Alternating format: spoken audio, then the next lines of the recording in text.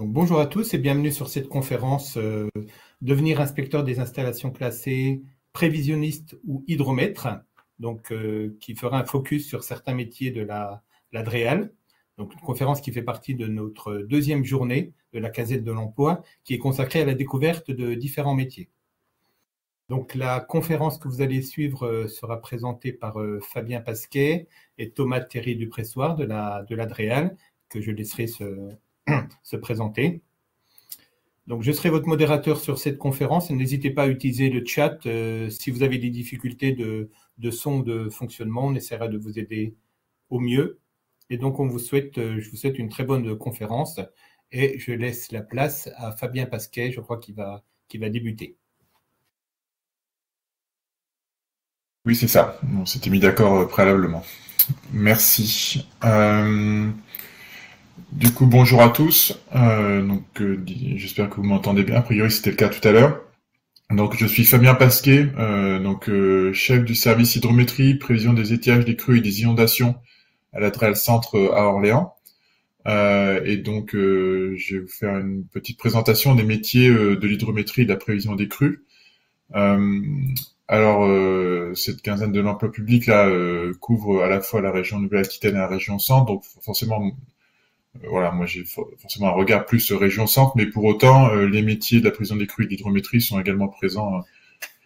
C'est présent partout en France, dans les grandes régions, et notamment à Bordeaux, au sein de l'équipe de Yann Lacaze à la DREAL Nouvelle-Aquitaine. Donc, je connais plus exactement l'intitulé de son service, en tout cas c'est le service de prévision des crues Gironde à Dordogne, ou à Poitiers, au sein de l'équipe de Isabelle Vasseur, qui est donc le SPC Vienne Charente-Atlantique. Et là, voilà, tous les deux font partie du même service, mais je crois que c'est des divisions des départements différents. Sans me tromper, je crois que ce sont les trois implantations du réseau là, donc au sein des régions Nouvelle-Aquitaine et Centre-Val de Loire. Donc en fait, moi je vais pas vous présenter deux métiers, mais trois. Alors, il y a une petite subtilité. Le métier d'hydromètre, des fois, techniquement parlant, nous on considère qu'il y a des métiers d'hydromètre et de mainteneur ou de technicien de maintenance, mais voilà, du point de vue de la centrale, dans le métier d'hydromètre, il y a un peu tout. Peu importe. Ce sont les trois grands métiers du réseau de la prévision des crues et de l'hydrométrie. Alors, juste pour vous rappeler, en fait, vous connaissez peut-être le cycle de l'eau. C'est pas pour faire un cours d'hydrologie évidemment, mais voilà, c'est juste pour dire qu'en fait, nous, en tant que service de prévision des crues ou unité d'hydrométrie, on travaille sur le volet eau superficielle et sur le côté quantitatif des écoulements, c'est-à-dire le débit qui passe, le débit qui passe dans les différents cours d'eau du bassin versant. Donc le bassin versant, c'est un terme que je vais certainement employer plusieurs reprises, étant la zone qui est drainée par un cours d'eau ou par un fleuve. Mais évidemment, comme vous voyez à travers cette diapo-là, les écoulements de surface sont évidemment très liés à ce qui va se passer dans le sous-sol, ce qui va surtout se passer également dans l'atmosphère, avec tout le volet précipitation qui va bien entendu alimenter les rivières. Et après, par extension, tout le volet évaporation ou évapotranspiration de la végétation. Et donc, comme je précisais, donc c'est bien le suivi quantitatif par opposition au suivi qualitatif des cours d'eau. Nous, on va pas s'intéresser à la qualité de l'eau, à ce qu'elle contient, ni à la vie qui est présente dans ces cours d'eau-là. Mais c'est bien donc nous, on s'intéresse plutôt au niveau quantitatif. Et comme l'indique un peu l'intitulé générique de nos métiers, on s'intéresse beaucoup quand même aux crues. Voilà, c'est bien la base des services de prévision des crues. Mais l'hydrométrie étant la partie qui couvre le suivi en continu des cours d'eau, évidemment, on va aussi s'intéresser aux bases d'eau et aux étiages. Donc les étiages, c'est les niveaux les plus bas des cours d'eau. Qui sont de plus en plus prégnants, comme vous en doutez, ces dernières années, et qui le sont certainement davantage avec le changement climatique. Vous avez certainement entendu parler de sécheresse là hivernale avec le mois avec les dernières semaines là, qui se terminent là, bientôt, puisqu'il y a une annonce de l'eau, de la pluie dans la semaine, où on a eu très très peu d'eau pour un mois de février. Et évidemment, au-delà du suivi en temps réel ou quasiment en continu du cours d'eau, de son débit, on va également donc faire de la prévision notamment en crue, hein, donc c'est l'évolution du niveau du cours d'eau pour les heures et les jours à venir, qui vont surtout servir hein, donc à appuyer la gestion de crise pour l'organisation des moyens de secours. Alors, je dis bien qu'on a appuyé la gestion de crise. Hein, alors, des fois, on a un peu tendance à dire par abus de langage qu'on fait de la gestion de crise. On fait pas du tout de gestion de crise. Hein. Nous, on fait que de la prévision de l'aléa, donc du phénomène naturel, qui sert à la gestion de crise, ce qui est pas tout à fait la même chose quand même. Et également donc aux riverains, au grand public, puisque ces informations sont diffusées sur Internet. J'y reviendrai. Juste peut-être avant d'aller plus loin, évidemment, on n'est pas les seuls au sein des DREAL à travailler sur les écoulements de surface. Au sein des services, on a aussi des collègues hein, qui travaillent sur tout le côté animation de la politique de l'eau, animation des services en DDT pour la gestion de la ressource en étiage également. Voilà, nous on fait pas ça, on est vraiment sur le côté suivi du cours d'eau, mesure, prévision. Voilà, on est des métiers très techniques.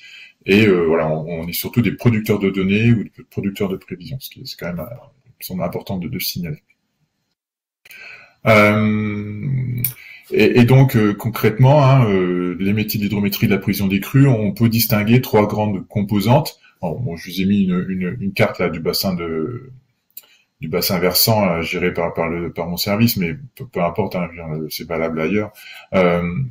Et donc à partir d'un cours d'eau et d'une rivière, de l'illustration à gauche là, on va avoir trois grandes composantes hein, qui pour assurer son suivi, qui est d'une part évidemment la création d'un réseau de mesure, donc voilà des appareils qui sur place vont assurer la mesure du niveau et la transmission des informations.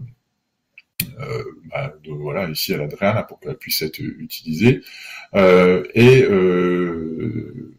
une composante du coup suivie du niveau des rivières en continu, c'est-à-dire que voilà c'est une des missions de la DREAL et du service hein, que de produire de la donnée en continu sur l'ensemble du réseau hydrographique. On a environ 300 points de mesure, alors ce qu'on va appeler des stations hydrométriques, hein, mais voilà, il s'agit de points de mesure, je reviendrai sur le sujet, et sur lesquels on va publier des hauteurs et des débits pour la plupart. Et notamment cette publication se fait à travers un outil national qui est l'hydroportail. Alors vous avez peut-être entendu, pour ceux qui ont travaillé sur les domaines de l'eau, vous avez peut-être entendu parler de la banque hydro qui il y a pas très longtemps a été l'outil, depuis très longtemps l'outil de référence pour accéder aux données sur l'eau, qui a été remplacé là dernièrement par l'hydroportail, qui est quand même une version améliorée et d'une ergonomie plus 21e siècle que l'était la banque hydro, qui permet donc d'accéder aux données du niveau des rivières, donc en cours ou passé, et on accède à l'ensemble des chroniques ainsi qu'à des statistiques, etc. Donc le suivi des niveaux des rivières et la publication de ces données est donc une deuxième composante du service. La troisième composante étant celle de la vigilance crue et des prévisions associées. Donc vous avez peut-être entendu parler du site Vigicru.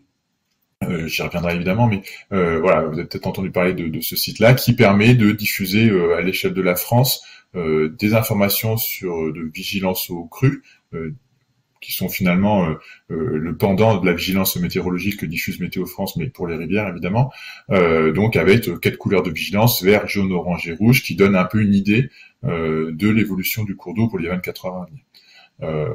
Et voilà, après plus techniquement, j'y reviendrai. Au-delà de cette couleur de vigilance, évidemment, on va avoir des prévisions chiffrées qui sont sous-jacentes, qui permettent de mieux quantifier l'évolution à venir du cours d'eau. Et comme je disais, ces informations de vigilance et de prévision sont utiles à destination des gestionnaires de crise pour organiser les moyens de secours, notamment sur les événements les plus forts, mais également du grand public, hein, puisque le site Vigicru est un site grand public sur lequel on va diffuser 80 à 90%, je pense, j'ai jamais fait le calcul exact, mais de l'information qu'on diffuse aux gestionnaires de crise, et notamment le surplus d'informations qu'on fournit aux gestionnaires de crise, c'est surtout celui qu'on fournit à travers les échanges téléphoniques qu'on peut avoir avec lui. Donc voilà, donc globalement, le grand public a accès à la quasi-totalité des informations disponibles. Donc voilà, ces trois composantes là des métiers de l'hydrométrie et de la prévision des crues, du coup, vont un peu finalement convoqué 3 métiers différents, dont le premier est celui de technicien de maintenance. Je reviendrai ensuite sur le métier d'hydromètre et enfin sur celui de prévisionniste. Voilà, qui sont 3 métiers différents, qui sont pas ouverts, voilà, qui nécessitent pas les mêmes compétences, qui du coup ne sont pas forcément non plus du ressort des mêmes catégories de personnel. Voilà. J'en profite, hein, je l'ai pas cité tout à l'heure, mais si vous avez des questions, vous pouvez toujours me les mettre dans le chat, ou on verra peut-être à la fin. On verra peut-être en cours de route là si je peux y répondre. Mais en tout cas, on tâchera d'y répondre un peu à la fin de l'échange. Donc le métier de technicien de maintenance, hein, c'est donc un métier qui est plutôt ouvert aux agents de catégorie B. Consiste à du coup assurer l'acquisition, la transmission, la réception des données nécessaires au suivi des cours d'eau. Donc globalement, c'est installer du matériel de mesure au bord des cours d'eau et du matériel de transmission des données collectées pour qu'ensuite puisse être utilisé par ailleurs par différents usagers.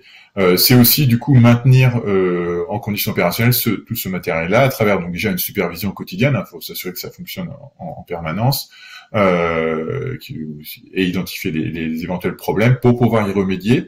Et donc voilà, on a aussi du coup une grande part du travail, c'est au-delà de l'installation, c'est passer régulièrement sur les installations pour vérifier que tout fonctionne bien, que le capteur est bien calé, qu'il n'y a pas de difficultés, ou pour réparer des pannes identifiées.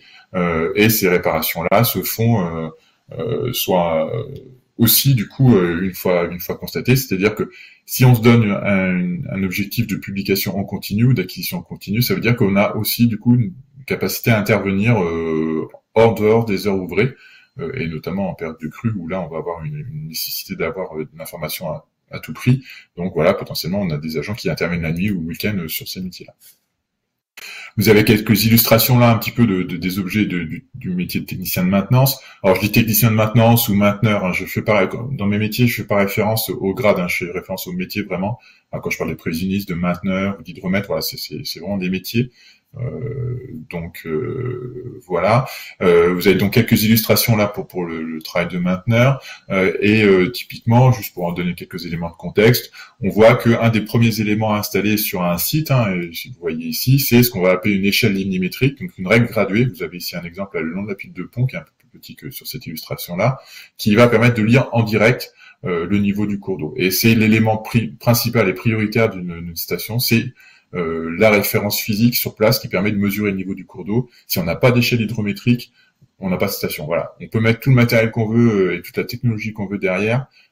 Si on n'a pas une référence fixe qui permet d'identifier l'évolution du cours d'eau et le bon ou mauvais calage des capteurs, voilà, ça sert à rien. Donc l'élément de base, c'est bien l'échelle hydrométrique. Et derrière, vous allez avoir donc tout un appareillage. Donc ici, vous avez des appareillages extérieurs et ici tout l'appareillage électronique d'alimentation et de collecte de données, qui va donc permettre la collecte de la donnée, c'est-à-dire le rapatriement de la valeur donnée par un capteur. Alors, il y a plusieurs typologies de capteurs. Vous avez ici un exemple avec ce qu'on appelle un capteur radar, donc c'est des capteurs émergés qui sont hors d'eau. On a aussi des capteurs immergés, ce qu'on appelle des sondes piézo qu'on va mettre sous l'eau normalement.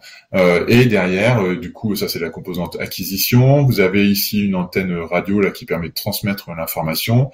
Et là, sur ce site-là, vous avez une alimentation par panneau solaire. On n'est pas du bon côté pour le voir correctement, mais voilà, ça c'est une alimentation par panneau solaire. Et à droite, vous avez tout l'appareillage qui permet d'acquérir la donnée ainsi que son alimentation. Ici, vous êtes sur batterie et des modems radio et téléphone pour envoyer l'information. Donc, comme vous le voyez, en fait, les activités de maintenance sont quand même majoritairement des activités de terrain, comme vous pouvez vous en douter. Vous avez là quelques illustrations de ces différents types d'activités qui sont à la fois, comme je disais tout à l'heure, des installations de matériel. Vous avez ici donc là une pose d'échelle. Vous voyez le collègue qui est dans l'eau qui vient poser un tronçon, des travaux sur corde pour installer des capteurs sous les ponts, puisque c'est notamment quand on installe un capteur radar, c'est quand même ce qu'il y a de mieux. Vous intervenez également sur un réseau de pluviomètres, puisqu'on a une centaine de points de mesure de la pluie sur notre bassin qui viennent en complément des données de Météo France. voilà, donc faut intervenir. Et on a aussi du coup des interventions sur la transmission par radio. Et là, vous avez du coup une illustration d'un collègue là qui est intervenu. C'était fin d'année 2022, il y a quelques mois là, quelques semaines, donc voilà, dans des conditions totalement hivernales, puisqu'on a un territoire de compétence qui va assez loin, donc sur un pylône radio pour changer une antenne de transmission. Vous intervenez également là pour faire des travaux de ce qu'on appelle de contraction des écoulements qui permettent d'améliorer la sensibilité des cours d'eau. Bon bref, voilà, c'est vraiment une composante très travaux. Et donc on voit bien là que la composante terrain, forcément, de ces interventions-là, de ces métiers. Alors vous avez plusieurs photos là où ça se passe dans des conditions plutôt estivales, mais vous avez quand même une là qui montre des conditions beaucoup moins sympathiques. Voilà, ça fait aussi partie du métier. Évidemment, quand on fait des travaux, on a plutôt tendance à les faire au moment des plus basses eaux, donc c'est en fin d'été, donc ça c'est plutôt des périodes qui sont favorables en termes de météo. Mais évidemment, quand on parlait tout à l'heure de réparation des appareils, quand on est en crue, c'est forcément des situations qui sont moins sympathiques, et possiblement de nuit, sous la pluie, etc. Donc en termes de compétences, hein, voilà, c'est peut-être un des métiers, les métiers de mainteneur qui, ma vision est certainement très très restreinte, mais voilà, c'est quand même des métiers qui à une époque étaient des compétences qui étaient peut-être très répandues au sein du ministère, qui le sont peut-être moins maintenant. Mais voilà, on a surtout besoin de compétences techniques très pointues. Donc voilà, j'ai mis électronique, électrotechnique, radio, travaux. Voilà, c'est un peu le profil de nos agents. On recherche surtout des gens qui font de l'électrotechnique, hein, mais ou des techniciens radio. Voilà, un des derniers, là, le collègue qui était en photo là sur le pylône radio vient d'une DIR, hein, donc direction des routes. Donc voilà, c'est actuellement ce sont beaucoup d'ouvriers des parcs et ateliers, des OPA, mais voilà, c'est ouvert aux techniciens du développement durable également. Évidemment, on recherche de l'autonomie, hein, puisque une grande partie du travail se fait un peu seul. Hein, les collègues se déplacent lorsqu'ils font leur tournée de maintenance préventive, là, qui font une vérification du bon fonctionnement, mais ils se déplacent seuls sur le terrain. Donc voilà, il faudra quand même une capacité d'autonomie certaine. Faut savoir s'organiser, savoir un peu se débrouiller tout seul sur les réparations les plus simples. Hein, évidemment, quand les réparations sont compliquées ou dangereuses, ils sont jamais tout seuls, mais voilà, sur les réparations les plus simples, quand il s'agit de faire de l'électronique dans le boîtier, voilà, ça se fait seul. Faut avoir quand même une capacité d'adaptation à différentes situations, puisque l'intérêt de ces métiers, c'est aussi du coup de s'adapter l'intérêt d'avoir les compétences en interne, c'est s'adapter à la réalité du terrain et pas d'avoir des schémas très voilà, forcément standards qui vont pas forcément s'appliquer. Évidemment, on travaille sur le terrain, donc il faut aimer quand même être dehors, hein, et se déplacer, puisque c'est quand même au moins 3 jours par semaine en général. Et je disais l'engagement, puisque voilà, comme on disait, les métiers de mainteneur, comme l'ensemble des métiers d'ailleurs de la prévision des crues d'hydrométrie, sont sous astreinte. Donc voilà, quand on est mobilisé, on apprécie quand même que les collègues se mobilisent dans le cadre de l'astreinte, certes, mais voilà, ça demande quand même d'être capable de gérer, être capable d'accepter des astreintes, donc de se rendre disponible et puis d'intervenir derrière de nuit, de mauvais temps, et voilà pour faire que ça marche. En fait, voilà. Et même si on travaille seul, les agents également travaillent en équipe, hein, quand il s'agit de travailler sur des travaux, etc. Il faut quand même qu'ils soient à plusieurs. On l'a vu là sur quelques illustrations. Voilà, sans forcément m'attarder à ce stade sur ce métier de mainteneur, ce que je pouvais en dire. Je vais donc passer au métier d'hydromètre. Donc là aussi, qui est un métier qui est la deuxième composante de nos métiers. Donc il y a un métier plutôt pour des agents de catégorie B. Dont le rôle là, finalement est d'assurer le passage d'une mesure de hauteur à une mesure de débit. On n'est pas rentré dans le détail tout à l'heure, mais ce qui est facile à mesurer sur un cours d'eau, c'est la hauteur du cours d'eau. Sauf que la hauteur d'un cours d'eau, on peut pas en faire grand-chose quand on veut la comparer à une hauteur d'un autre point de mesure ou quand on veut la comparer dans le temps. Et ce qui est intéressant, c'est le débit. Et donc ça, c'est le rôle de l'hydromètre que d'assurer la production du débit. Je vous passe un petit peu les détails de la transformation de la hauteur en débit, mais voilà. Et donc au-delà de la production du débit, c'est aussi son expertise et sa publication, ou sa bancarisation dans l'hydroportail dont on a parlé tout à l'heure. Donc ça va se traduire derrière par, là aussi c'est un métier de terrain, ça va se traduire par des mesures ponctuelles, des jaugeages. Vous avez l'illustration à droite d'une mesure de débit dans le cours d'eau, et de l'exploitation de ces mesures à travers la construction de la relation entre la hauteur et le débit et l'expertise des données enregistrées en continu dans un but de publication. Donc c'est quand même une grande composante de terrain, mais contrairement aux mainteneurs coup, il y a quand même une composante bureau qu'il faut pas oublier et qui est de plus en plus prégnante. On est assez exigeant vis-à-vis de nos hydromètres sur la composante de l'expertise des données acquises. Donc voilà, faut aussi en être conscient. C'est pas juste un métier de terrain. Voilà quelques illustrations là concernant les mesures ponctuelles de débit. Hein. Donc voilà, on déploie des matériels très voilà, pour certains qui sont très pointus, hein, avec voilà des capteurs par méthode Doppler, des capteurs électromagnétiques ou par chimie, etc. Alors des fois depuis un bateau, depuis le pont, à pied. Je crois que j'ai une illustration après. Voilà, il y a différentes manières de faire. Vous avez ici du coup un jugeage par dilution. On va mettre un produit dans la rivière dont on va mesurer la concentration plus à l'aval pour identifier le débit. Là, on est sur la mesure par ADCP. On met des fois on a certains appareils, voilà, pour les bases eaux, c'est ce genre d'appareil là, donc ce qu'on appelle des moulinets qui vont mesurer la vitesse, etc. Ou le même genre de principe de mesure, mais sur les crues avec des plus gros moulinets, et donc des choses qu'on met en œuvre depuis un camion par exemple, qui va faire descendre ce qu'on appelle un saumon dans la rivière.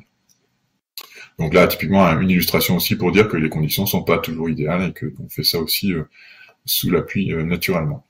La composante terrain, donc la composante bureau, au-delà du terrain, donc il y a une grande partie du travail qui consiste à analyser ces données, ces mesures ponctuelles, pour notamment construire la relation entre la hauteur et le débit, donc ce qu'on a appelé la courbe de tarage là, qui va, voilà, on voit sans entrer dans les détails, on peut deviner ici que il y a plusieurs tracés qui montrent bien qu'il est nécessaire de reprendre régulièrement les mesures et leur exploitation pour changer cette relation, donc ce qui nécessite un suivi quand même fin de l'évolution des conditions.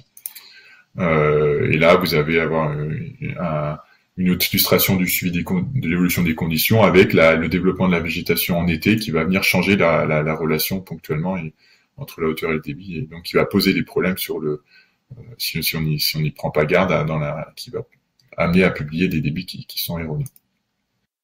Voilà, publier qu'on va donc comme je disais tout à l'heure, publier à travers l'hydroportail principalement, et qui vont permettre derrière de faire des états des lieux de l'état hydrologique du bassin versant, ou d'accompagner les DDT, notamment les services de police de l'eau, dans la gestion quantitative de la ressource, et notamment permettre d'identifier le passage de différents seuils réglementaires d'alerte, de crise ou de crise renforcée, d'alerte renforcée ou de crise, pardon, en étiage.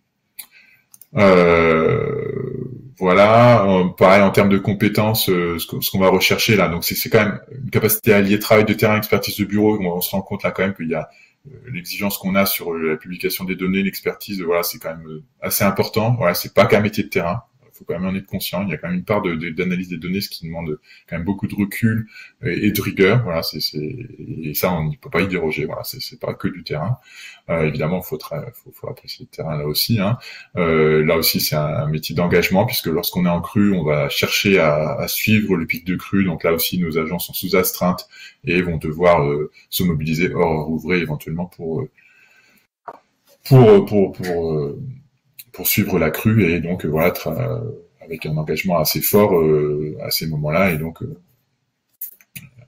voilà. Et là, on a aussi donc des déplacements très nombreux. Les agents sont sortis 3 jours par semaine. Je suis moi-même dans un couloir d'hydrométrie, et il est normal que je sois un peu seul dans ce couloir, parce que les collègues sont censés au moins 3 jours par semaine, en général, être sur le terrain. Donc voilà, c'est plutôt normal chez nous.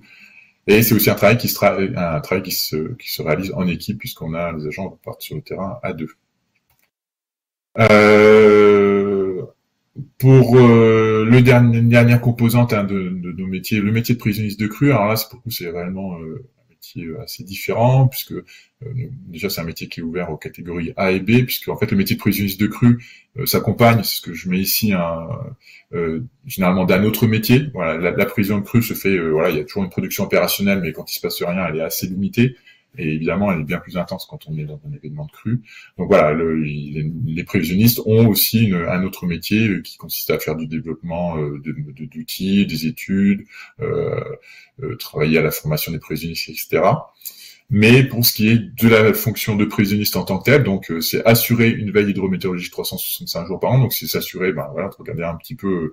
C'est un peu la météo des cours d'eau, si on veut faire simple, et du coup produire systématiquement tous les jours de l'année, 2 fois par jour, la vigilance aux crues, donc 4 couleurs de vigilance, hein, vert, jaune, orange et rouge, et donc les prévisions associées, donc et notamment diffuser ces prévisions sur Vigicru, dans le but derrière d'accompagner donc les gestionnaires de crise. Donc c'est un travail qui est essentiellement un travail de bureau, hein, on fait un peu de terrain, mais c'est plus pour la connaissance générale, c'est pas pour la production opérationnelle. Donc c'est un travail du bureau, et vous avez ici quelques illustrations là, donc de la part veille hydrométéorologique des outils qu'on va utiliser, où là on va avoir sur cette grande illustration le suivi des cours d'eau. Là vous voyez en bleu le plus foncé l'évolution des cours d'eau, en bleu un peu plus clair là c'est la pluie, et ici vous avez des images de la pluie observée, des pluies prévues, qui permettent de qualifier du coup la situation en cours et la qualifier de la situation à venir. Derrière, on va avoir une part de ce qu'on va appeler de modélisation ou de simulation de la réponse des bassins versants, donc des cours d'eau aux pluies observées et prévues, qui vont permettre du coup de voir un petit peu l'évolution, quelles vont être les hauteurs du cours d'eau dans les heures et les jours à venir, sachant que cette modélisation-là, malgré tout le soin qu'on met pour les développer, ou malgré toute la technicité qu'il y a derrière, voilà, sont imparfaites, et une grande part du métier du prévisionniste consiste quand même à expertiser ces prévisions brutes issues des différents outils pour en faire quelque chose d'à peu près intelligent. Voilà, la machine n'est pas suffisante, hein. Et ça c'est important de le dire. C'est pas juste on appuie sur un bouton. Il y a l'intérêt et la plus-value du prévisionniste, hein, c'est bien l'expertise de la prévision.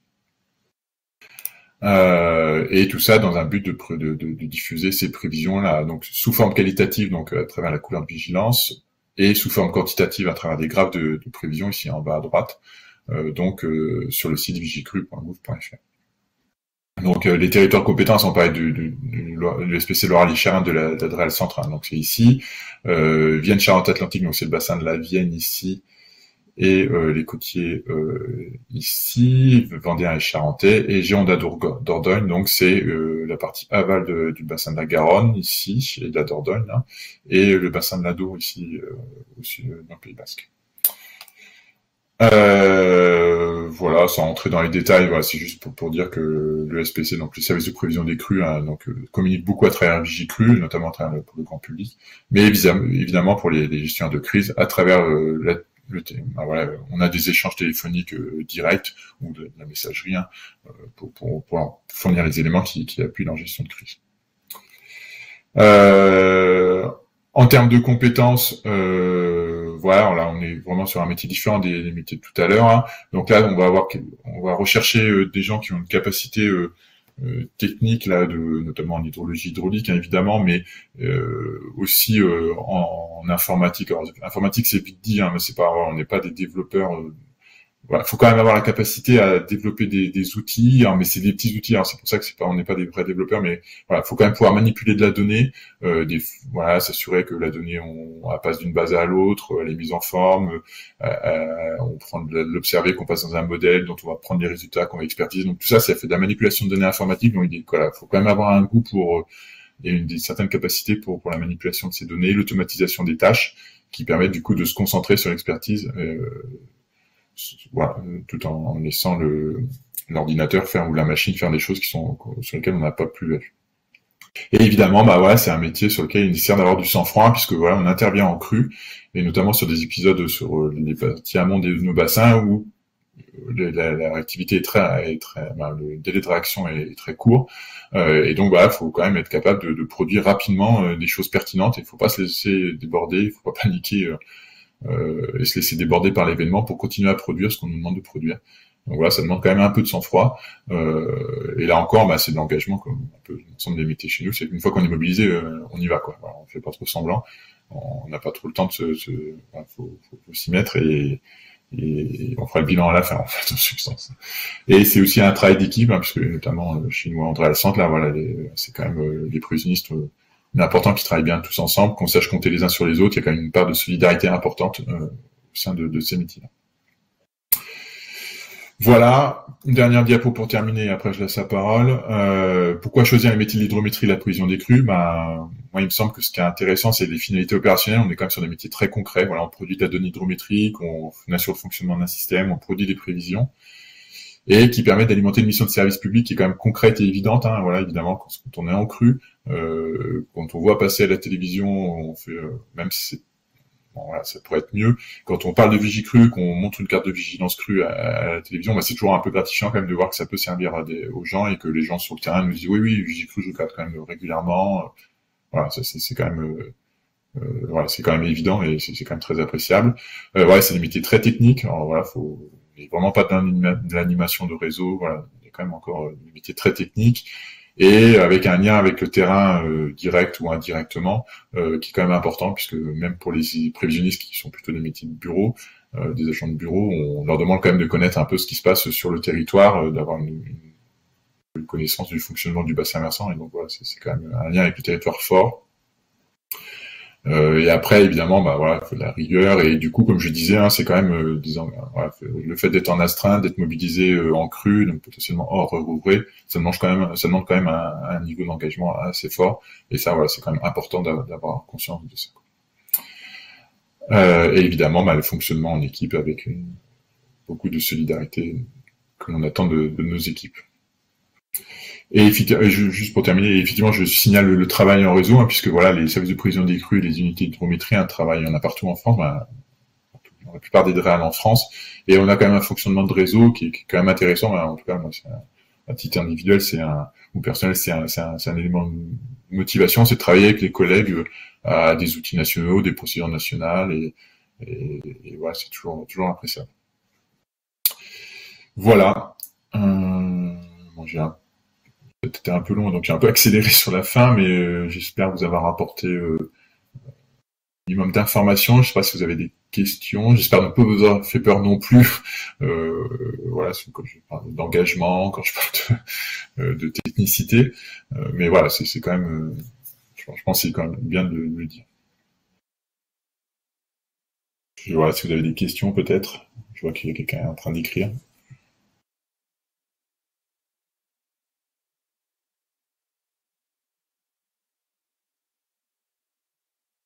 Comment accéder à ces métiers? Bah, on accède à ces métiers hein, déjà par la voie de la mobilité standard. Hein. Après, il y a en termes de formation, on a beaucoup de formations en interne au service ou au réseau. Et voilà, c'est en tant que prévisionniste ou même en tant qu'hydromètre ou mainteneur, il y a quand même des programmes de formation importants. Donc soit en local, soit beaucoup à Toulouse hein, notamment.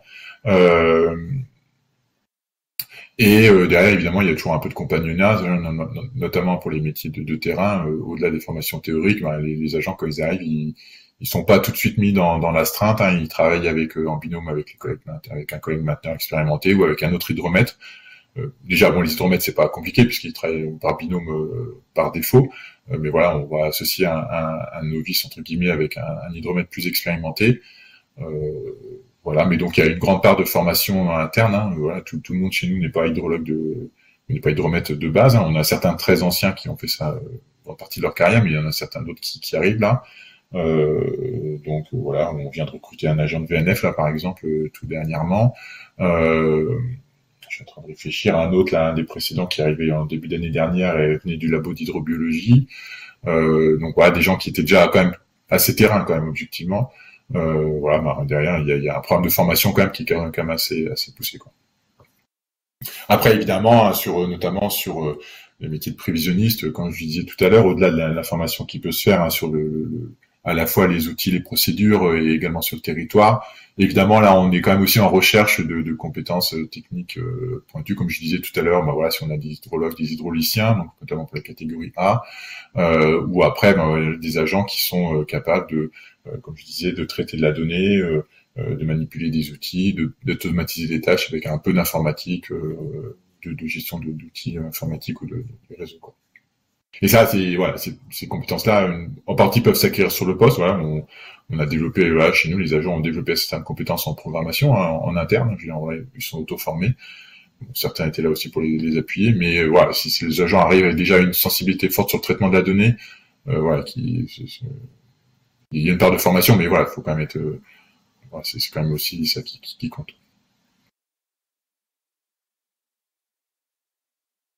Alors tous les postes ne sont pas basés à Orléans. Alors pour le coup là, moi je vais pas trop me prononcer pour sur les autres spécialistes. Alors pour ce qui est de l'Adréal Centre, on a des postes à Orléans majoritairement pour les prévisionnistes, aussi à Clermont-Ferrand, c'est assez récent. Et après, pour les postes d'hydromètre ou de mainteneur, on a plusieurs antennes. Donc, on a une antenne au Puy-en-Velay avec des hydromètres et des mainteneurs, une antenne à Saint-Étienne avec des mainteneurs, qui a plus à bouger d'ailleurs du côté plutôt de descendre du côté de Digoin, donc en Saône-et-Loire, une antenne à Clermont-Ferrand avec des hydromètres et des mainteneurs, et une antenne à Bourges aussi avec des mainteneurs, mais qui va probablement plutôt aller sur Digoin également, quoi. Pour ce qui est de Vienne-Charente-Atlantique, les collègues de Poitiers, je crois qu'ils ne sont qu'à Poitiers dorénavant. Je crois que le site de La Rochelle a fermé, il faudrait plutôt leur demander. Et ceux de Bordeaux, je crois qu'ils sont à Bordeaux, et je crois qu'ils ont aussi une antenne. Alors, je sais plus trop si c'est à Bayonne ou à Biarritz, mais voilà, je maîtrise moins Et après, en termes les agents de terrain, je pense qu'ils ont des sites plus distants, quoi. C'est voilà, il y a quand même une nécessité de réactivité, de proximité avec les sites de mesure.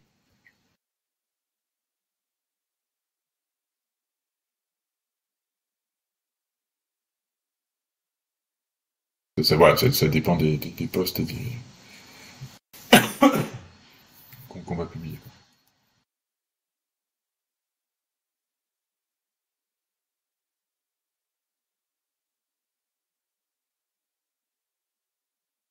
Alors pour les compétences de technicien radio ou électronique, pour beaucoup, comme je disais, après voilà, on est conscient que la formation, notamment chez les TSDD, aujourd'hui est pas forcément une formation en technicien de radio ou électrotechnique ou électronique. Donc voilà, il y a une part de formation en interne. Après voilà, si les agents arrivent avec déjà des compétences initiales, c'est toujours appréciable. Après bon voilà, ça s'apprécie aussi en fonction de ce qu'ont les gens. Voilà, c'est pas. Ouais, idéalement, c'est quand même bien d'avoir un minimum de compétences initiales. Voilà, après, aujourd'hui, le CNFPT, on n'a pas fait appel à eux. Comme je disais, on est les formations métiers qu'on va avoir au sein du réseau sont des formations liées aux instruments en tant que tels. Ce qu'on va utiliser nous, voilà, on travaille sur les stations d'acquisition, sur les modems radio, etc. Donc, ce qu'on va déployer nous, c'est pas une formation générique, quoi. Donc, il est quand même mieux d'avoir un peu une base initiale, quand même. Voilà. Après, la capacité, à faire des travaux en électricité aussi, c'est quelque chose qu'on apprécie particulièrement. Et les métiers sont-ils en tension? Oui, notamment sur la maintenance, oui, on est quand même en recherche là d'agents, comme je disais, on avait jusqu'à présent beaucoup d'OPA, je sais pas s'il y en a parmi vous là. Voilà, c'est quand même aujourd'hui un corps qui est un peu qui est pas forcément appelé à durer énormément, malheureusement, parce que voilà, on apprécie quand même beaucoup les compétences des collègues de ce corps-là, mais bon voilà, du coup ça c'est potentiellement un peu compliqué.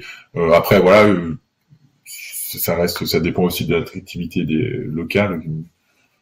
La tension est normale, quoi. Voilà, c'est plutôt les compétences qu'on va rechercher en fait, qu'on trouve pas tout le temps. Hein. Je pense que c'est plutôt de ce point de vue-là qu'on peut dire qu'on a une tension.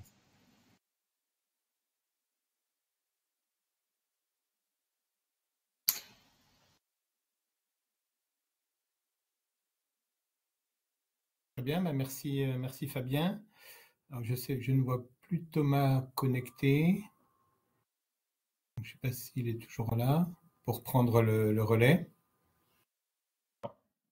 Juste pour finir, signaler que de notre côté, on a actuellement, je faisais bilan tout à l'heure, 4 postes qui sont publiés pour la DREAL Centre, 2 postes de technicien et 2 postes d'ingénieur. Voilà. Donc un poste d'hydromètre, un poste de prévis technicien et 2 postes de prévis chef de projet nationaux pour les catégories A. Voilà. Et j'arrête de parler.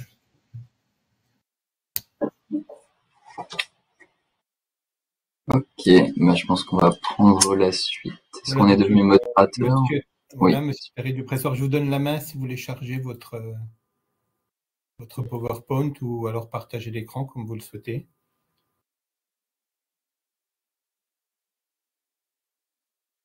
Du coup, moi, je vous laisse. Je vous remercie de Merci. Écoute, et puis, si besoin, voilà, je pense que vous aurez mon adresse mail, ou voilà, vous pouvez regarder les postes vacants ou publiés qui voilà, demander des renseignements, évidemment, quoi. On reste à votre disposition de ce point de vue-là. Merci à tous. Merci. Au revoir.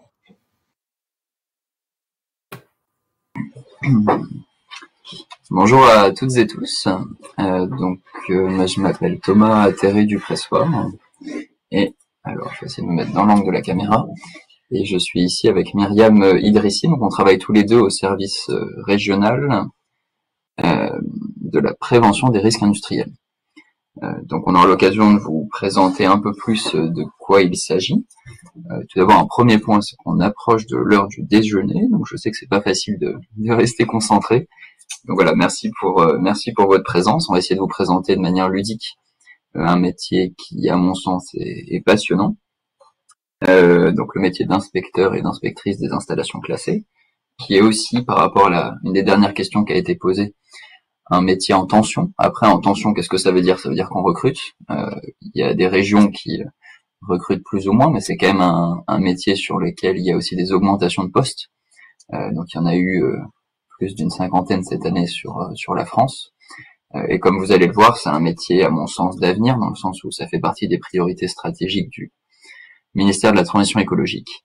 Donc, comme mon collègue Fabien Pesquet l'a dit avant, on sera bien sûr disponible pour répondre à vos questions, que ce soit au cours de la présentation ou à la fin, sur des questions de compétences, sur l'acquisition, sur les processus de recrutement. Donc, voilà, n'hésitez pas en cours.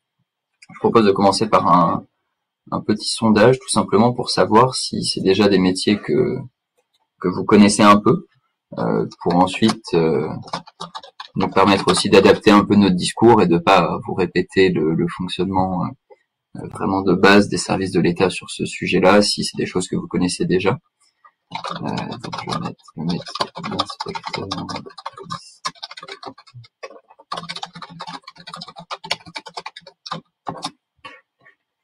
De réponse non. Donc voilà, je viens de lancer le sondage. Donc c'est juste pour avoir un peu une idée de votre connaissance de ces métiers.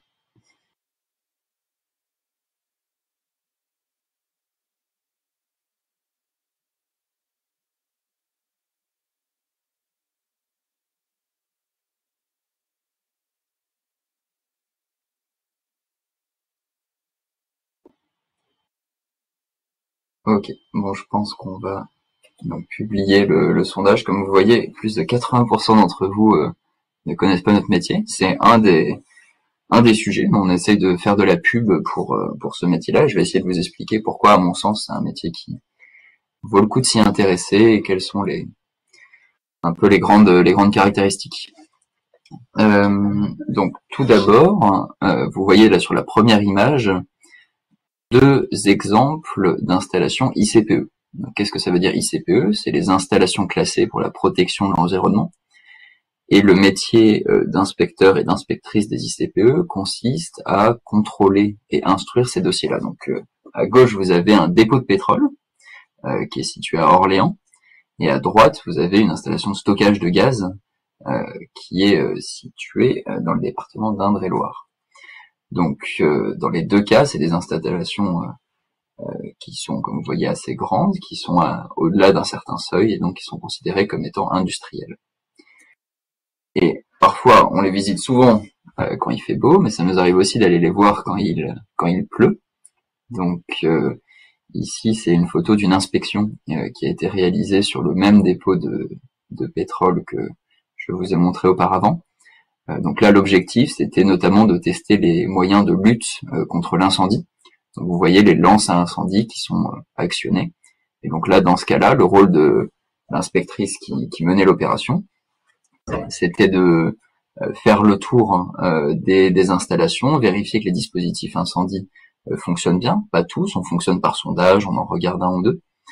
Donc voilà, c'est un métier qui, comme le précédent, est un métier de terrain, mais qui nécessite aussi un certain nombre de compétences techniques pour comprendre le fonctionnement d'un dépôt de pétrole, les risques qui sont liés aux produits qui peuvent être stockés.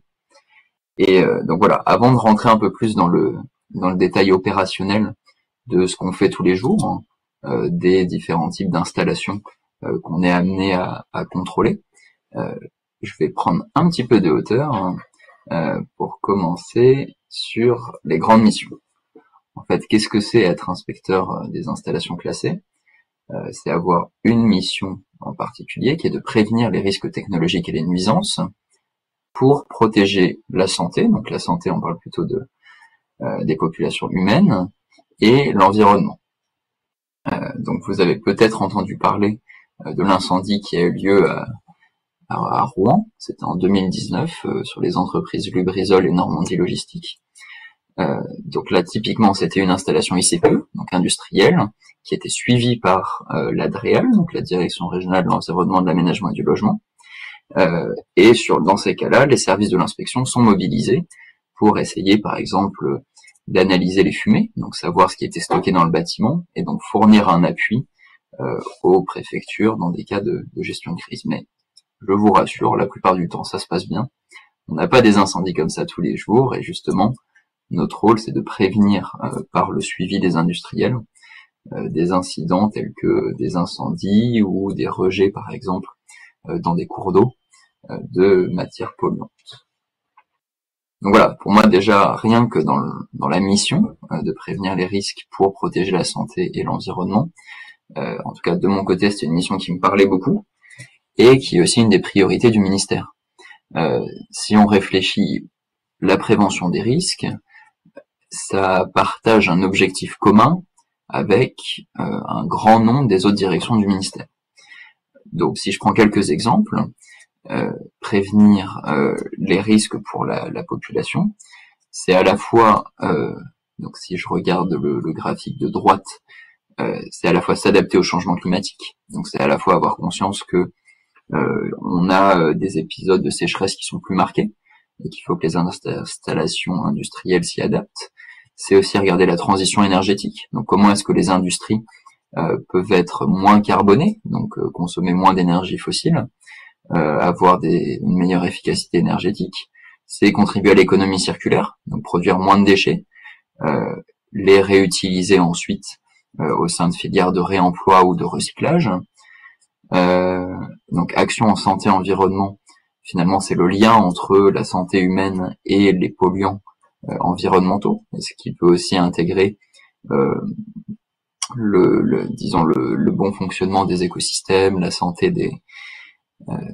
des animaux ou des écosystèmes. C'est regarder la biodiversité. Donc par exemple, quand il y a une implantation d'éoliennes, parce qu'une éolienne c'est aussi une ICPE, c'est aussi une installation qui est considérée comme étant industrielle, c'est de regarder la biodiversité, son impact sur les oiseaux, sur les chauves-souris qui sont implantés à ces endroits-là. Ça implique aussi de réfléchir à l'aménagement du territoire. C'est pas évident de créer une nouvelle installation industrielle dans une commune. Ça nécessite aussi d'échanger avec les habitants et les élus locaux qui sont dans ces lieux-là. Et donc c'est une forte dimension du métier d'inspecteur. C'est à la fois d'avoir en tête tous les aspects techniques du métier, donc tout ce que j'ai pu dire sur les sources d'énergie, l'impact sur la biodiversité, mais aussi que ces installations sont situées sur un territoire où il y a des enjeux politiques, où on consulte la population. Donc voilà, la prévention des risques industriels, c'est une des priorités du ministère de la Transition écologique, et on se retrouve en interaction avec un grand nombre des autres directions, parce que le même objectif que nous partageons est de limiter l'impact sur le vivant et de protéger les populations, pour notre cas, pour les activités industrielles.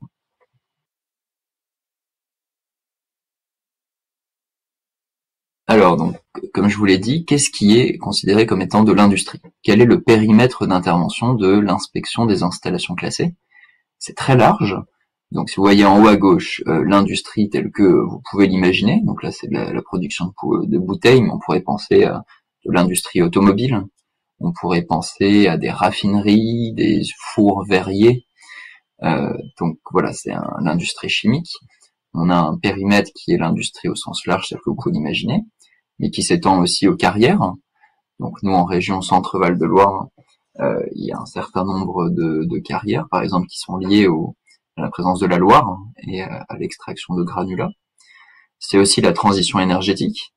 Donc comme je vous l'ai mentionné, les éoliennes, c'est des installations qui font partie du périmètre. Les unités de méthanisation aussi. Donc comme vous pouvez voir, on ne s'ennuie pas, et comme vous pouvez l'imaginer, c'est des sujets sur lesquels, qui sont assez passionnants, sur lesquels il y a des débats politiques, sur lesquels il y a des ambitions qui sont fortes. Et enfin, il y a aussi les installations classées liées à l'agriculture et à l'élevage. Donc au-delà d'un certain nombre de typiquement de cochons ou de volailles, on considère qu'un élevage va être une installation industrielle et donc elle est soumise à un certain nombre de règles. Dernier petit point, on est aussi le service qui regarde les appareils à pression et les canalisations. Donc là aussi sur un rôle de contrôle des exploitants de ces services-là. Et donc pour toutes ces installations industrielles, comme vous voyez, elles sont quand même très différentes. On parvient quand même à catégoriser un peu les deux grandes catégories de risques qu'on va être amené à regarder. Donc je préciserai un peu, enfin Myriam précisera après ce qu'est exactement regarder, c'est-à-dire quelles sont nos actions au quotidien auprès de ces installations industrielles. Mais peut-être pour présenter les choses rapidement, qu'est-ce qui peut arriver ? Donc, vous pouvez bien imaginer que les facteurs de risque avec une raffinerie sont pas les mêmes qu'avec une éolienne. C'est pour ça qu'on distingue souvent, donc à ma gauche, les risques accidentels. Donc là, c'est tout ce qui est incendie, explosion, dégagement toxique. Dans ces cas-là, donc notre rôle principal, ça va être essayer d'éviter que ça fasse boum, ou qu'il y ait un dégagement de fumée qui soit de la fumée toxique. Donc notamment, dans ce cas-là, l'objectif premier, c'est la protection des tiers. Donc les tiers, que ce soit les riverains qui habitent autour du site, que ce soit la population de la ville, et on comprend la sensibilité qu'il peut y avoir à l'incendie d'un entrepôt où on ne sait pas exactement si les fumées sont toxiques. Donc ça, c'est une première catégorie de risques, et on regarde aussi ce qui s'appelle les risques chroniques. Donc, qu'est-ce que les risques chroniques ? Dans ces cas-là, c'est tout ce qui est consommation d'eau, les rejets dans l'air et dans l'eau, la pollution des sols, la gestion des déchets, l'impact paysager, les nuisances sonores et olfactives. Donc là, l'idée, c'est que les installations, par leur fonctionnement normal, génèrent un certain nombre de rejets, un certain nombre de pollutions, qui vont avoir des impacts sur l'environnement, sur le cours d'eau, sur la santé humaine, si c'est des rejets atmosphériques par exemple, sur les populations qui habitent autour des sites industriels. Donc là, l'objectif, c'est de dire, voilà, il y a un niveau de risque qui est inhérent à une installation industrielle. On peut pas avoir zéro rejet atmosphérique, on produit forcément des déchets. On peut avoir, quand on implante une éolienne, un impact sur l'avifaune, donc sur les oiseaux. Pour autant, on essaye de le limiter au maximum. On essaye d'avoir des impacts environnementaux et sur la santé humaine qui sont les plus limités. Donc voilà, à mon sens, ça c'est une des raisons pour lesquelles ce métier est quand même vraiment intéressant, c'est qu'on voyait, on s'intéresse à un champ très large d'enjeux, des enjeux qui peuvent être liés au fonctionnement pur et dur de l'installation industrielle, donc essayer d'éviter qu'un appareil à pression explose, qu'il y ait un incendie qui prenne feu, mais aussi des enjeux qui sont à mon sens des enjeux de société actuelle vraiment déterminants, donc de consommation d'eau, de rejet atmosphérique, de pollution des sols. Et donc, vu qu'on en a déjà parlé un petit peu, je vais pas forcément m'étendre sur ces deux incendies, enfin ces deux accidents industriels. C'est juste pour situer un peu les choses et que vous ayez en tête ce qui nous arrive parfois de faire en cas d'accident. Donc en 2001, vous avez sans doute entendu parler de l'explosion d'un stock de nitrate d'ammonium à AZF, donc à Toulouse. Souvent, c'est aussi suite à des accidents comme ça qu'on entend parler de nous, on entend parler de l'inspection des installations classées, et qu'il y a des lois, des règlements à la fois au niveau français et européen qui sont ambitieux sur le sujet. On dit on doit mieux contrôler l'industrie, mieux l'orienter. Et puis en 2019, l'incendie au sein d'un stockage de produits chimiques à Rouen à Lubrizol.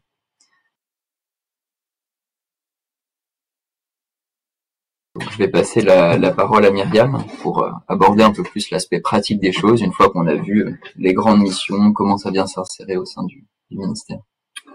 Bonjour à tous. Donc, je vais vous présenter comment on pratique notre métier d'inspecteur, inspectrice des installations classées. Donc tout d'abord, notre activité repose sur la réglementation avec le Code de l'environnement et différents arrêtés ministériels, et également la réglementation européenne qui inclut des règlements REACH, CLP, ce sont des règlements sur les produits chimiques, et des directives IED et Seveso. Pour contrôler la réglementation, on s'appuie sur les services d'inspection. Donc, en fait, on parle de la chaîne de l'inspection, car ce sont les inspecteurs en unité départementale qui vont être au cœur du terrain, qui vont aller contrôler les sites industriels. Et il y a également un échange avec le service régional de la DREAL. Donc, les inspecteurs en département vont pouvoir échanger, s'appuyer sur les inspecteurs qui sont au service régional de la DREAL. Quand ils ont des questions ou quand il est question de méthodologie. Et après, faut dire aussi que cette réglementation est élaborée par le ministère de l'Environnement. Et il y a également la Direction générale de la prévention des risques qui pilote l'action d'inspection et qui donne les éléments méthodologiques et qui fait le cadrage des actions qui sont inspectées.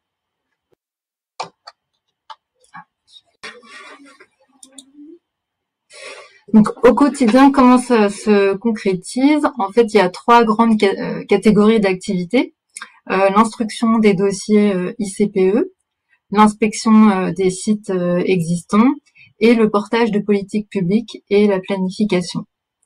Donc, tout d'abord, quand les industriels, par exemple, veulent construire de nouveaux sites ou lorsqu'ils souhaitent modifier leurs installations, ils doivent faire un dossier qui est instruit par le service des inspections, de l'inspection des installations classées. Et ensuite, ce dossier est mis en consultation du public. Donc, ça permet de consulter les différentes parties prenantes, telles que l'État, le public, les collectivités, les experts. Et à la suite de cette consultation, le service d'inspection va proposer au préfet une décision pour autoriser ou non ces modifications ou la construction du nouveau site. Après, il y a également le contrôle sur le terrain. Donc ça représente à peu près entre 10 et 30 visites par an, par inspecteur, selon les activités qu'on peut avoir par ailleurs. C'est équilibré en fait avec les dossiers à instruire.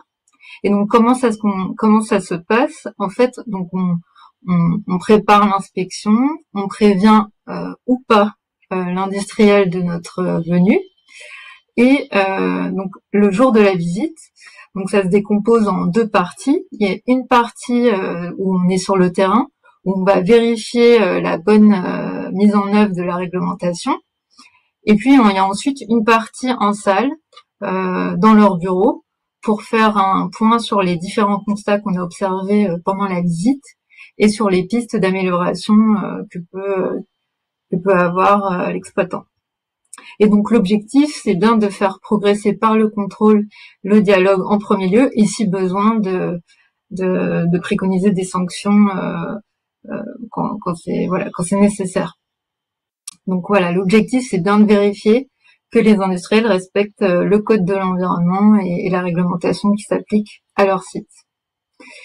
Et certains inspecteurs contribuent au portage de politiques publiques et à la planification. C'est notamment le cas avec le schéma régional éolien, qui en fait c'est un schéma qui donne les zones où les parcs éoliens peuvent être implantés. Il y a également l'animation du plan régional santé-environnement, qui est porté également par l'Agence régionale de santé et le conseil régional. Donc il y a un certain nombre d'actions qui sont pilotées et portées par la DREAL, et dont l'objectif, en fait, la santé-environnement, juste pour dire quelques mots, l'idée c'est que il y a un lien entre la santé et l'environnement, comme on l'a dit tout à l'heure, et donc il peut y avoir une exposition à des polluants qui vont faire que notre santé va être impactée. C'est un exemple. Et donc un exemple également, ça serait d'essayer d'améliorer la qualité de l'air intérieur dans les établissements qui reçoivent des enfants. Voilà, ça c'est un exemple de thématique. Et puis il y a la gestion des déchets avec le plan régional. Le plan régional sur les déchets, où là il y a des objectifs de réduction, de recyclage des déchets à différentes échéances. Et donc voilà, il y a un certain nombre d'actions à mener pour atteindre les objectifs de réduction, valorisation, recyclage.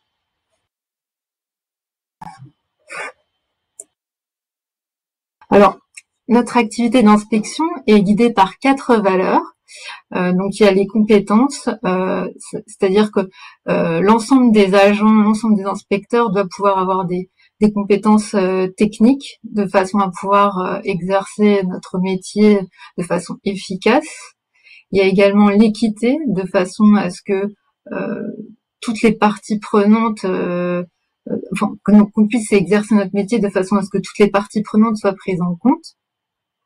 L'impartialité, c'est-à-dire quel que soit le contexte économique, social, lorsqu'on fait des constats sur un site, on doit pouvoir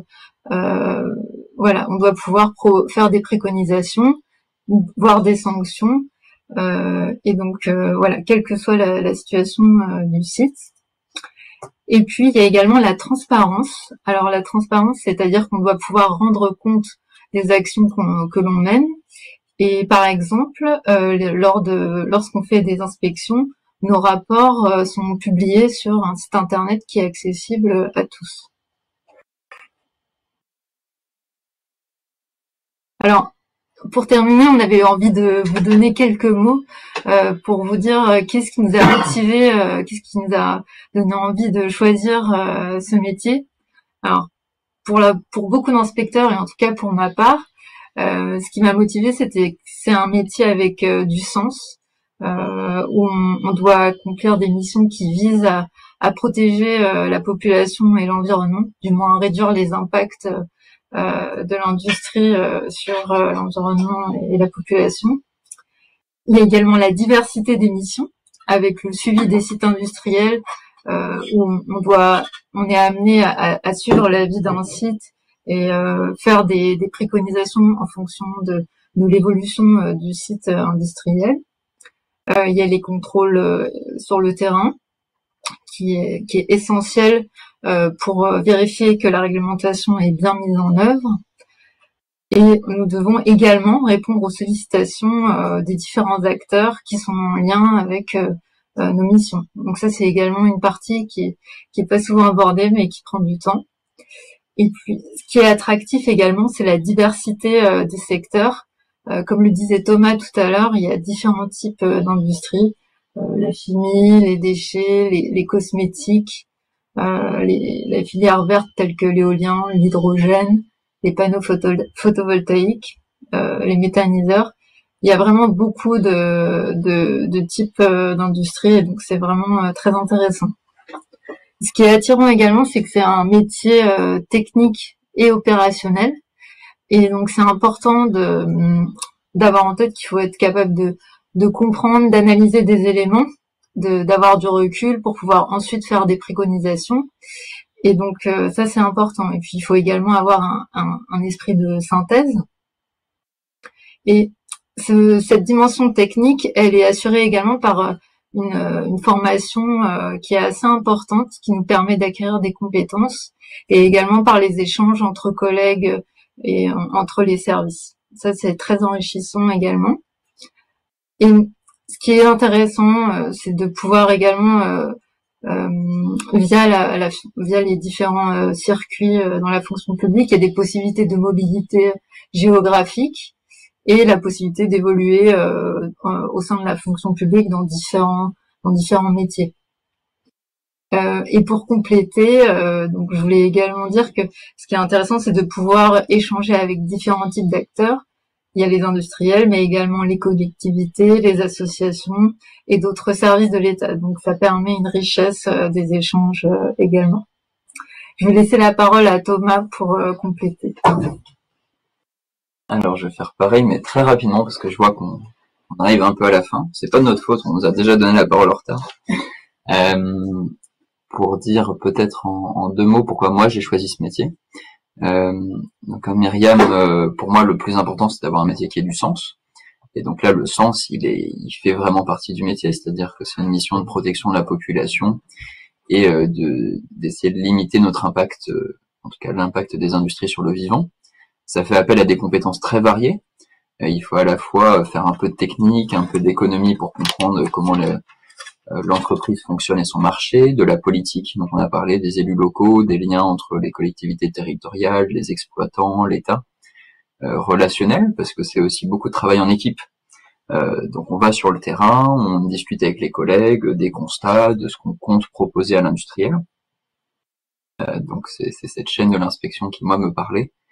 Et l'ensemble de ces compétences, on les met en œuvre sur des thématiques qui sont très variées. L'industrie, les déchets, l'eau, la santé. C'est une politique avec une posture forte de l'État. Donc voilà, sur les enjeux écologiques, si ça vous parle, là il y a un rôle planificateur régalien qui n'est pas remis en cause et qui au contraire tend à augmenter avec des augmentations de postes. C'est une politique décentralisée où l'inspecteur sur le terrain propose des choses et donc voilà, la plupart des décisions se prennent quand même au niveau départemental. Et donc c'est à la fois du long terme, il faut que les entreprises et les industries s'adaptent au changement climatique, à l'évolution de la société, en réduisant la consommation d'énergie, d'eau, mais aussi des actions sur le moment, parfois en gestion de crise, pour essayer d'accompagner et d'être un appui au service de gestion de crise de l'État, notamment les préfectures. Donc voilà, à mon sens, c'est vraiment un métier passionnant où il y a à la fois du terrain et ensuite de l'analyse un peu plus à une échelle un peu plus grande des enjeux des différents secteurs. Je m'arrête là et n'hésitez pas si vous avez des questions. Je sais qu'on a un peu dépassé le temps, vous devez avoir faim, mais en tout cas on est à votre disponibilité, à disposition avec Myriam pour essayer d'y répondre. Oui, on peut prendre le temps de quelques questions.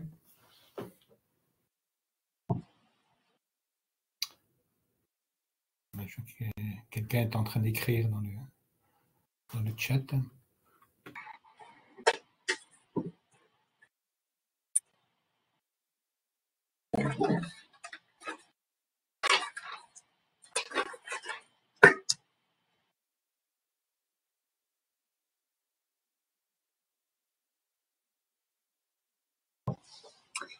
Alors c'est une très bonne question sur le profil. On recrute plutôt des profils ingénieurs ou techniciens parce que c'est des métiers à forte composante technique. Il peut y avoir quelques exceptions. Ça arrive qu'il y ait des agents de la filière administrative, mais il faut être particulièrement motivé et voilà, le processus est plutôt à destination des ingénieurs ou techniciens. Donc aussi, comme l'avait dit Fabien auparavant, on a nous aussi des postes qui sont ouverts au cycle de mobilité, auquel on peut accéder soit par concours, donc des différents postes notamment de techniques, d'ingénieurs ou de techniciens du ministère de la Transition écologique ou du ministère de l'Économie notamment, mais aussi en tant que contractuel. On recrute de plus en plus de contractuels de profils qui peuvent être donc plutôt techniques, mais qui peuvent être assez divers, et ce dans tous les départements de la région Centre-Val de Loire, mais il y a aussi des collègues qui sont en région Nouvelle-Aquitaine, qui sont aussi sympas.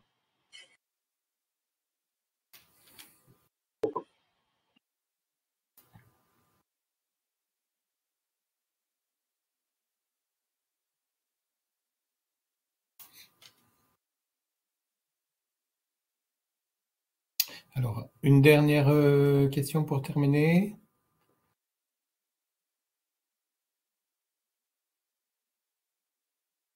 Est-ce que dans le cadre du cycle là, de mobilité pour septembre, il y a des postes ouverts?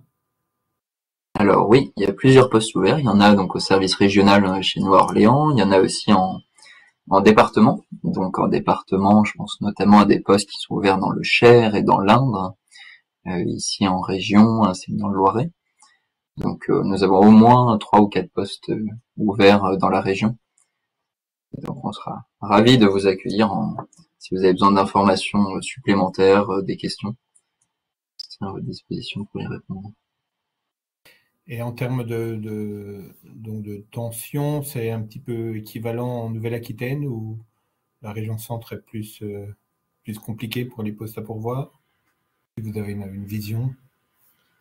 C'est une bonne question. Je pense qu'il y a un peu plus de tension en région centre, avec notamment quelques départements qui sont plus ruraux, mais où il y a des activités industrielles qui sont assez fortes, donc sur lesquelles on recrute.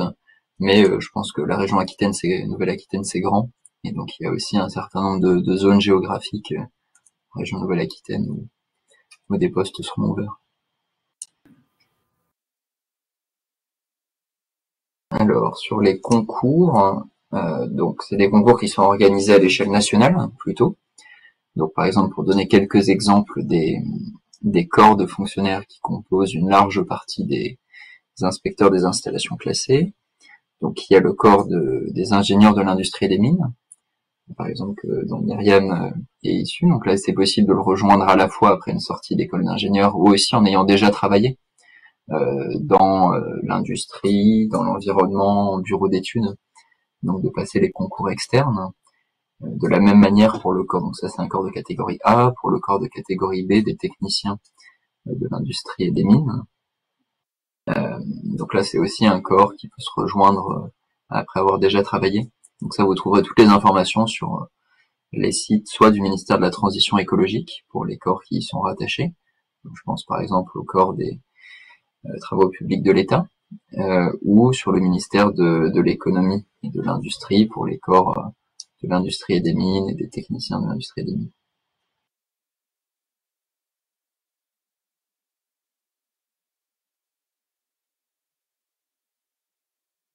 Mais il est toujours possible de candidater en tant que contractuel aussi sur les postes, notamment s'il n'y a pas eu de candidature de fonctionnaires. L'inspection des installations classées, c'est largement ouverte à ça récemment.